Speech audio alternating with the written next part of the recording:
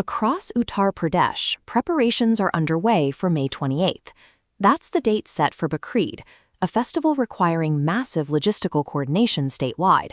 But in Malihabad, a district just outside Lucknow, that routine coordination has hit a sudden roadblock. Local administrators are dealing with an escalating situation centered around a ruined historical site called the Kansa Pasi Fort. The friction started when one local community submitted plans to gather at the Kansa Pasi site to offer their Bakrid namaz. Almost immediately, a second community issued a counter-demand. They are insisting on conducting a Mahadev Puja in the exact same footprint of the Kansa Pasi Fort on the exact same day. Look at this schematic of the fort's layout. We have two expanding crowds converging on one central area. When those two groups hit the center, there simply isn't enough physical space for both gatherings to happen safely at the same time. Local authorities treat this as a high-stakes countdown. Failure to untangle the overlap at Kansa Pasi risks a dispute spiraling into a wider law and order crisis. To understand why this happens, you have to look at how history works in these regions. Sites like the Kansa Pasi Fort fall into a category of ambiguous heritage. These are aging, often neglected spaces that lack clear, modern legal ownership, but carry deep, overlapping cultural footprints for multiple groups. Because these spaces exist in a legal gray area, they act as blank canvases. Establishing a visible presence there, through public prayer or rituals, is a highly effective way for a group to assert a presence and claim the local narrative. This chart tracks that specific chain reaction.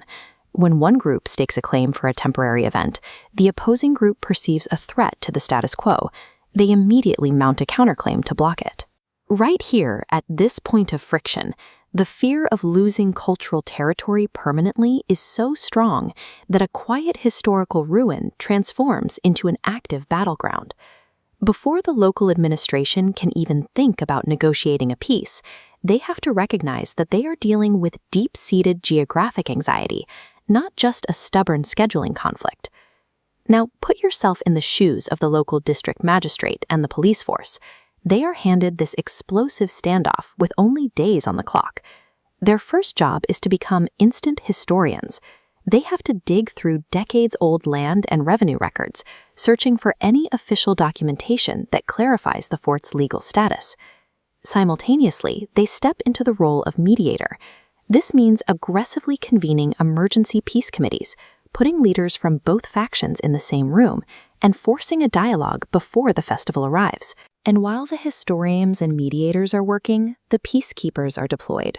Local police immediately establish a physical presence on the dirt paths around Kansa Pasi to deter anyone from acting outside the law. Because the stakes are so high, that baseline security is quickly reinforced. Specialized units like the Rapid Action Force are brought in to secure the perimeter and prepare for potential crowd surges.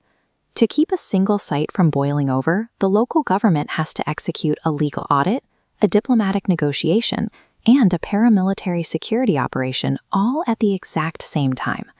When these 11th-hour, zero-sum standoffs happen, administrators usually default to one specific resolution strategy: strictly enforcing the historical status quo. The most common resolution is total restriction. The state draws a hard perimeter, denying access, freezing the conflict. The alternative is staggered access. The perimeter opens, but events are strictly scheduled, so one group completely vacates before the next enters. This single site in Malihabad represents a broader pattern. It is one node in a dense network of overlapping geographical claims across Uttar Pradesh. These recurring flashpoints have altered the day-to-day requirements for local civil servants, who now operate as hybrid legal experts and crisis managers. When faith and history collide, the ultimate buffers aren't the high courts or the state politicians.